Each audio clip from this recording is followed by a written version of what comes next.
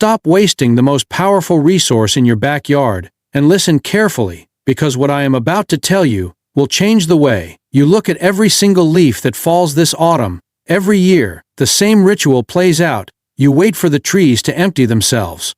You grab a rake on a cold Saturday morning, you drag those leaves into a giant pile at the corner of your yard. You step back and admire that mountain of organic matter, and you tell yourself this is going to become rich black soil by spring. This is free fertility. This is smart gardening. This is nature doing the work for me. Then winter comes, snow falls, rain soaks through the pile. The leaves compress under their own weight. You trust the process. You imagine microbes working quietly beneath the surface, transforming that heap into dark, crumbly compost. But when spring finally arrives, and you walk back to harvest what you believe is black gold, the illusion collapses. You peel back the top layer, and instead of soil you find a heavy, soggy mass. The leaves are still leaves. They are stuck together in thick, slimy sheets. They smell sour. They feel cold. They look nothing like the rich earth you imagined. And in that moment, most people assume they failed. They think, maybe I did not turn it enough. Maybe I did not water it enough. Maybe composting is harder than it looks. So they bag it up and send it to the curb, and the cycle repeats the following year. But here is the truth. You did not fail. The leaves did not fail. The method failed. What you built was not a compost system. It was a preservation chamber. When you stack whole leaves into a tall pile and let winter rain soak them, you squeeze out all the air. You create a dense, cold, oxygen-starved environment. In that space, the biology that actually breaks material down cannot function. The microbes responsible for real decomposition need air. They need moisture and balance. They need energy and protein working together. Without oxygen, they slow down. Without nitrogen, they starve. Without structure, they suffocate. So instead of rotting into soil, the leaves simply compress. They pickle. They sit in suspended animation. Nature will eventually reclaim them, yes, but that timeline belongs to the forest floor, not to a gardener who needs fertility this season. If you leave that pile alone for 3 or 4 years, it will slowly become soil, but you are not running a forest. You are running a garden, and your tomatoes and peppers cannot wait until 2029. To understand why the static pile fails, you have to understand what a leaf actually is. When a tree prepares for winter, it is not careless. It pulls back its sugars, its nutrients, its life force into the trunk and roots before dropping the leaf. What falls to the ground is mostly carbon. It is structural material. It is energy locked in a stable form. Carbon by itself is incredibly resistant to change. Think of a stack of firewood sitting outside. You can stack it neatly, you can spray it with water. You can stare at it for years. But without a spark, it will never release its energy. Your leaf pile is that stack of firewood. It is fuel without flame. In composting, the flame is not fire.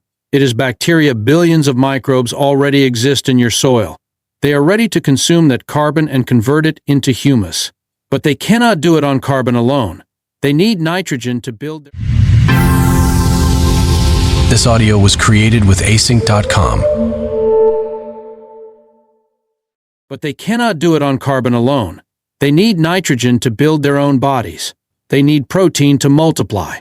When you pile leaves by themselves, the bacteria nibble at the edges and quickly run out of what they need. Their population crashes. The temperature never rises. The pile stays cold. This is called carbon lock. Most people try to solve this by turning the pile more often. They believe movement equals progress. But stirring a pot of dry rice without water does not create a meal. Mechanical effort cannot replace missing chemistry. You do not need more labor, you need the right ratio. Fresh fallen leaves can have a carbon to nitrogen ratio as high as 80:1. That is far too carbon heavy for rapid composting. The sweet spot where microbial life explodes into action is closer to 30:1.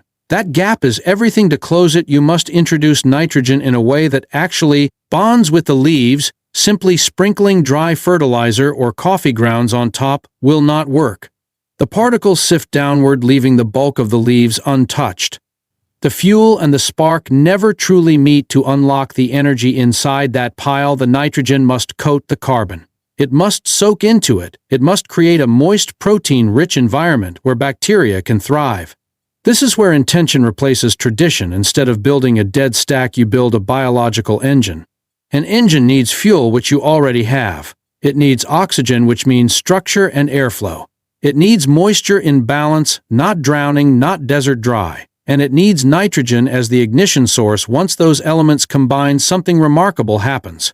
The pile heats up. Heat is not just a side effect, heat is proof of life. It is evidence that billions of microbes are multiplying and consuming carbon at an astonishing rate. A properly built compost pile can reach temperatures hot enough to kill weed seeds and pathogens within days. Steam can rise from the center on a cold morning. That steam is transformation made visible. And here is the part that should excite you. When you do this correctly, you compress a year of decay into a matter of weeks. You take what would have been waste and turn it into wealth. But none of that happens if you keep repeating the old model of rake, pile, wait, and hope. The old model assumes nature will do the work on your schedule. It will not. Nature works on its own timeline unless you design a system that accelerates the process. And acceleration does not mean chemicals. It does not mean expensive tumbling bins. It does not mean buying more tools. It means understanding biology. When you shift your mindset from cleaning up leaves to cultivating microbes, everything changes. You stop seeing that autumn carpet as debris. You start seeing stored sunlight captured by trees all summer waiting to be released. Every leaf is solar energy. Every leaf is potential soil. Every leaf is a future harvest.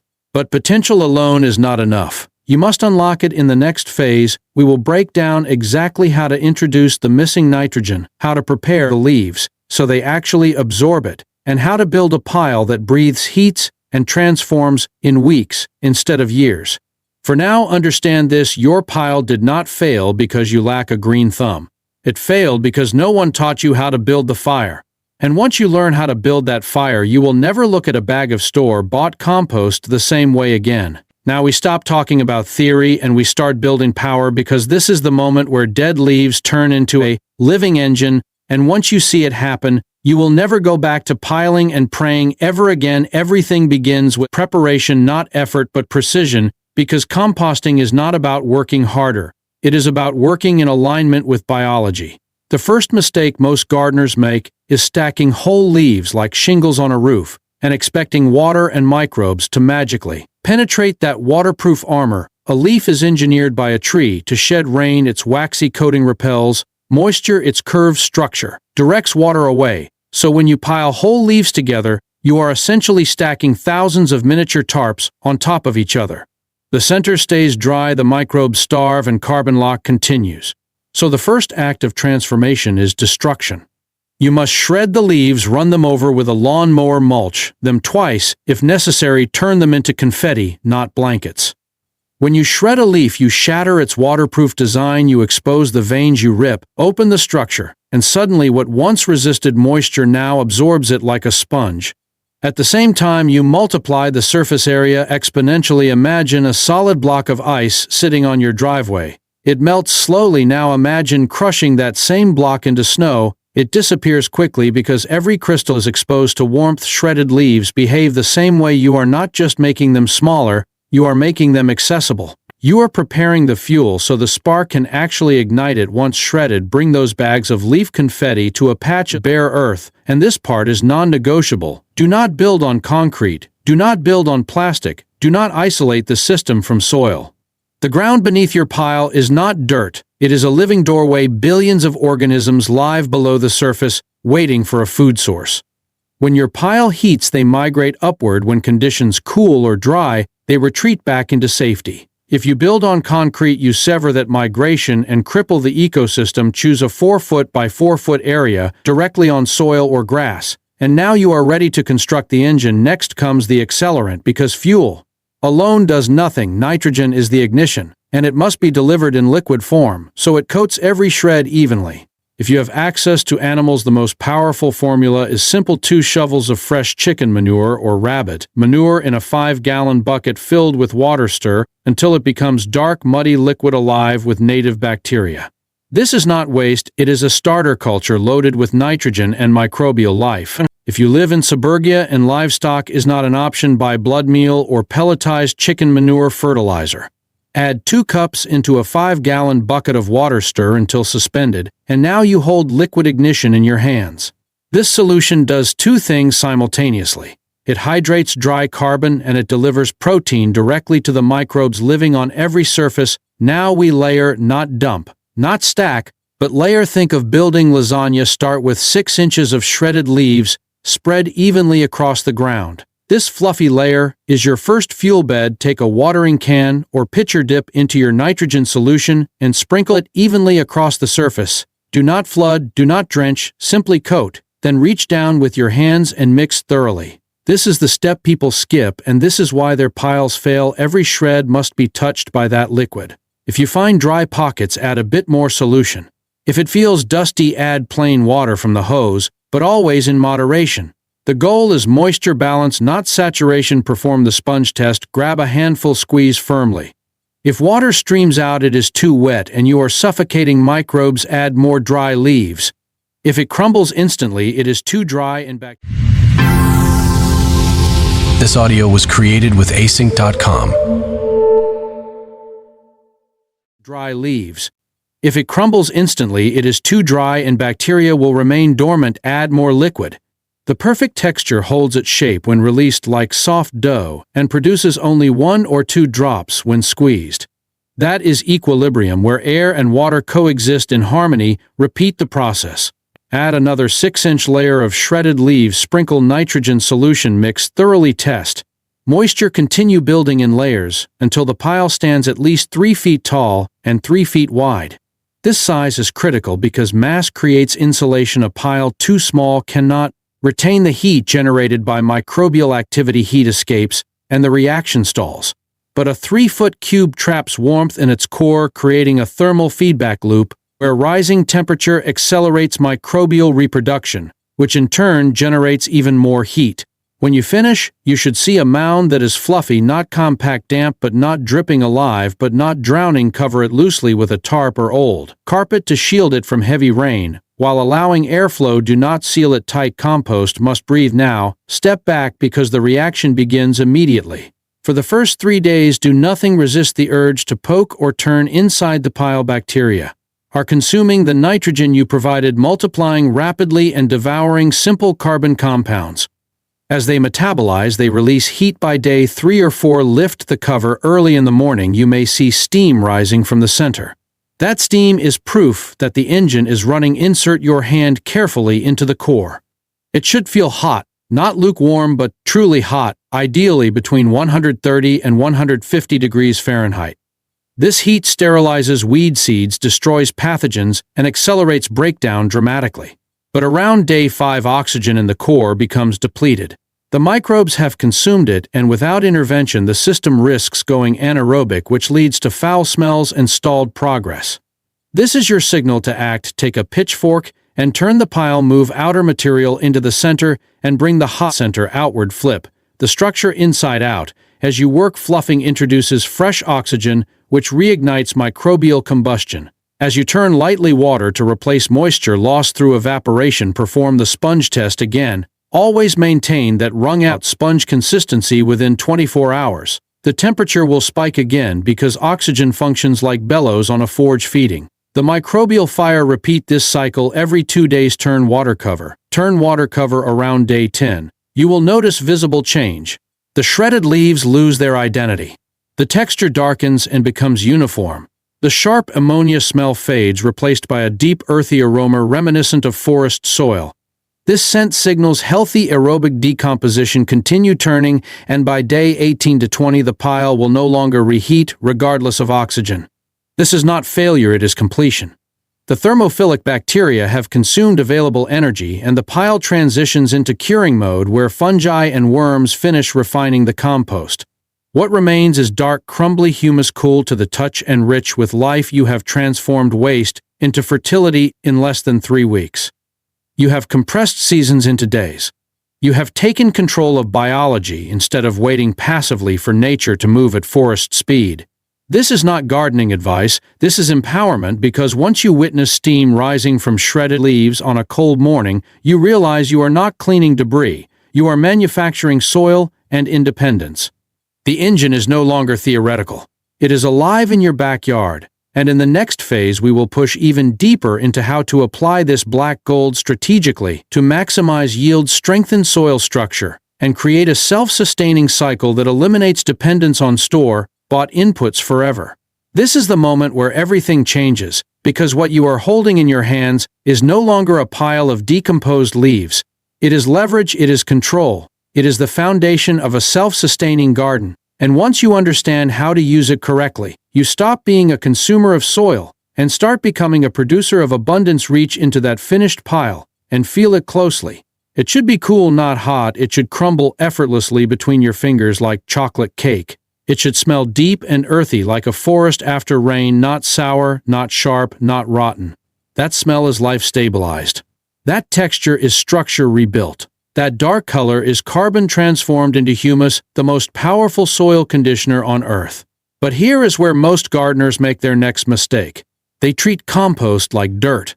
They spread it thin and expect miracles. Compost is not dirt. Compost is a biological inoculant. It is concentrated life, and life must be placed with intention. When you apply this black gold to your vegetable beds, do not bury it deep.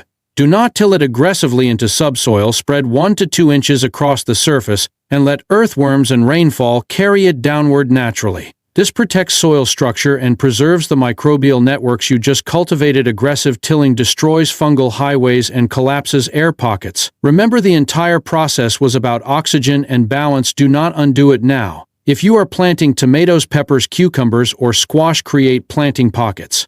Dig a small hole, fill the bottom with finished compost, and then backfill lightly with surrounding soil so roots grow directly into a nutrient-rich zone. This creates a launch pad for young plants. Their roots immediately encounter life instead of sterile ground, and that early advantage compounds throughout the season. For leafy greens, like lettuce, spinach, and herbs, use compost as a top dressing. Spread it evenly, water it in gently, and allow nutrients to filter downward with each irrigation. Compost releases fertility slowly and steadily. It does not spike and crash like synthetic fertilizer. It feeds the soil, which then feeds the plant. That distinction is everything. And here is the hidden power most people overlook. Compost improves structure as much as nutrition. In sandy soil, it acts like a sponge, increasing water retention. In heavy clay, it creates pore spaces, allowing drainage and airflow. In both cases, it stabilizes extremes. It moderates drought. It reduces compaction. It turns hostile ground into workable earth. This means fewer watering cycles, less erosion, stronger root systems, and higher resilience during heat waves or heavy rains. Compost is not just food, it is insurance. Now think bigger than one season, because when you master the 18-day cycle, you are not limited to autumn leaves, grass clippings, kitchen scraps, garden trimmings, coffee grounds, aged manure, all become inputs. The formula stays the same: balance carbon with nitrogen, maintain moisture and oxygen, build enough mass to trap heat. Turn with discipline. Observe the temperature, respect the biology. Over time, your property stops producing waste and starts producing resources. Leaves are no longer a cleanup problem. Grass clippings are no longer landfill material. Even pulled weeds become future fertility, once heated properly. You close the loop. And when you close the loop, you reduce dependence on store. This audio was created with async.com. Close the loop. And when you close the loop, you reduce dependence on store-bought soil, plastic wrapped amendments, and chemical shortcuts. Every wheelbarrow of compost represents money saved, plastic avoided, and control reclaimed. You know exactly what went into it. You know there are no hidden contaminants, no sludge, no mystery fillers. Only plant matter, water, air, microbes, and your intention. There is also a psychological shift that happens here, and it matters more than yield. When you watch steam rise from a pile you built, when you feel that heat on a cold morning, you realize decomposition is not decay, it is transformation. You stop seeing endings. You start seeing cycles. Autumn is no longer about loss. It becomes preparation. Winter is no longer dormancy. It becomes incubation. Spring is no longer dependency on store shelves. It becomes the unveiling of energy you stored months before. This awareness changes how you garden. It changes how you plan. It changes how you interact with your land. Instead of reacting to seasons, you begin orchestrating them. You build piles intentionally staggered so one finishes as another begins. You experiment with ratios. You observe temperature curves. You refine moisture control. You develop instinct. And instinct is powerful because it cannot be purchased. Over time, your soil darkens year after year, earthworms multiply, fungal threads weave through beds, root systems dive deeper, plants require fewer interventions. Pest pressure decreases because healthy soil produces stronger plants capable of natural resistance. Yield increases not from force, but from balance. All of that begins with understanding that leaves are not trash. They are captured sunlight. They are atmospheric carbon stored in physical form. They are fertility waiting for ignition. Most homeowners still rake and remove. They export their nutrient capital off-site and then import fertility in plastic bags without realizing they are buying back what they threw away. You will not do that anymore. You will shred, you will balance, you will layer. You will build on soil, you will monitor heat, you will turn with purpose. You will finish with humus. And once you see how quickly a cold pile transforms under the right conditions, you will never accept stagnation again. Not in compost, not in gardening, not in systems you control. Start small, build one pile, complete one cycle, apply it to one bed, observe the difference. Watch how seedlings respond, watch how moisture retention improves, watch how soil texture shifts beneath your fingers. That evidence becomes your motivation, because composting at this level is not about saving a few dollars. It is about sovereignty. It is about producing life from what others discard. It is about understanding the mechanics of growth rather than depending on packaged solutions. The leaves will fall every year. That is guaranteed. What changes now is your response. Instead of seeing work, you will see opportunity. Instead of seeing waste, you will see energy. Instead of waiting years for passive decay, you will ignite transformation in weeks. The system is simple: carbon, nitrogen, water, air, mass, oxygen. Turn, observe, finish, repeat. That is the cycle. That is the engine. And now you know how to build it. The next time autumn arrives and your yard fills with color, you will not reach for garbage bags. You will reach for a mower, a bucket, and a patch of earth, because you understand something most people do not. Fertility is not bought. It is unlocked.